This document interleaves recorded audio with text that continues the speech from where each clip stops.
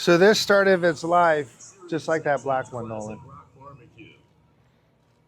So it didn't have any of the polish on it. It was kind of that. Right. So if you see all the chrome and stuff like that, this is like a period correct 1960s chopper. And so they would take that, take the covers off the front. They would put a big front wheel on it, get rid of the 16-inch wheel. They would chrome out a lot of different things on it. As you can see in the other one, it used to have a oil filter right here. And the oil filter was great, but every time you change oil, it would leak all over your vehicle. So a lot of guys would take the oil filter off of it and just run direct lines to kind of clean up the look of the bike. This bike, as you can see, still has a rigid frame on it, which would be period correct from 1952. The hinge fender on this has been molded off, but if you look underneath the fender, you can still see the hinge that is still there for it, so it shows that it is a... And this has that fender kickstand you were talking about on the... No, when we took away the hinge, we took away the kickstand. Ah, gotcha. Because we changed the exhaust. These things normally have a 2-to-1 exhaust. We put 2-to-2 on it, which is the style of the chopper. Yep. Back in its day. But this color on this vehicle is period correct from 1952. What's this color called, This John? color is called Persian Red, and it was one of the options of the color you could get in 1952. Persian Red. It's pretty.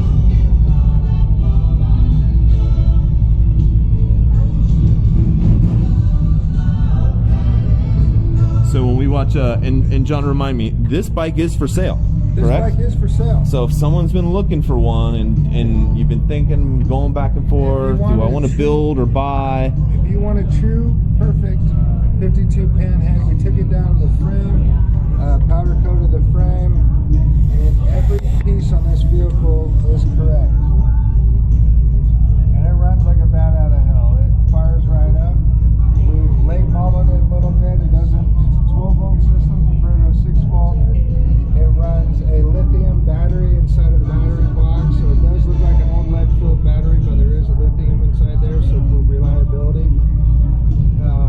But everything on the vehicle is new, and it fires right up and runs amazing. And so if someone sees this and they're interested in this, should they call and talk to you? Should they call and talk to Mike? Talk to me at John at Modesto. Okay.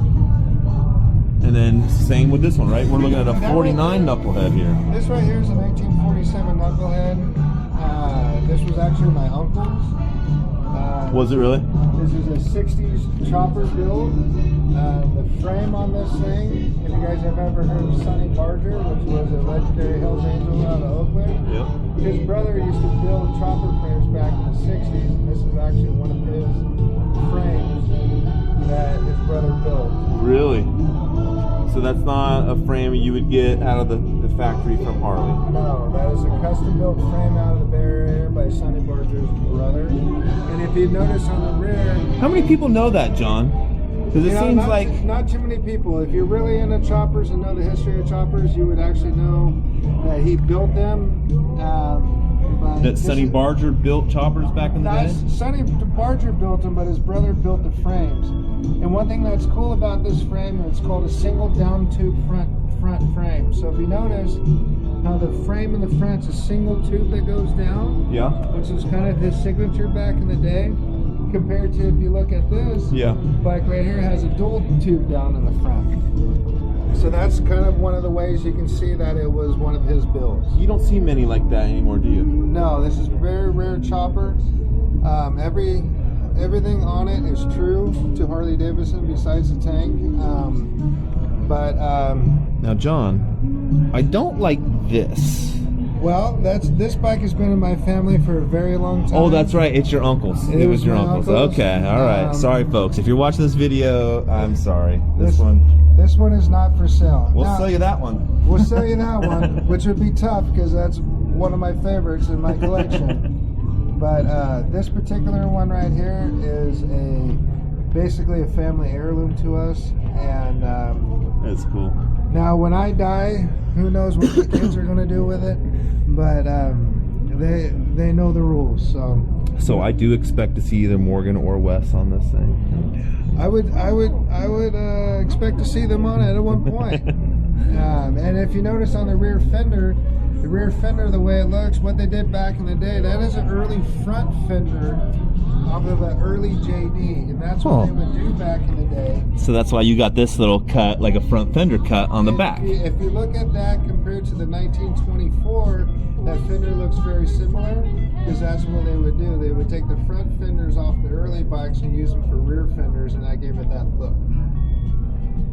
It's cool. Really cool. So, and if you notice, all our clutch cables and stuff are all inside the bars, throttles all inside the bar, just like they would do back in the 60s. Good luck running those cables. Some fish tape. Yeah. Clean though, man. That is clean. Yeah. Woo. I mean, you don't even see where they really go into the neck, right? I mean, no, they all come out here on the bottom of the bars. Oh, there they are. Anybody that wants a chopper, they first come in, they ask for this one for sale, and we said no. Keep looking. Keep looking. I'm surprised this hasn't moved to the top shelf in the service bay area. Well, this thing right here is so cool that we like to keep it on the floor to display. I mean, the whole thing, this whole story with the frame is really cool. I had no idea. Yeah, the frame, it kind of makes it just a little bit cooler than most all the other ones you see out there. Oh yeah. And has a lot of history to it. The engine has a lot of history to it. And it's just my new favorite. The cool part about this little guy right here is throw some gas in it, throw a fast battery in it, it will fire right up, and then go take it for a ride. I'm sure this one gets a lot of looks too. This one is very cool in the chopper world. This right here is... if you know, you know, that old saying. If you know, you know, and the old saying too, if I have to explain it to you, you wouldn't understand.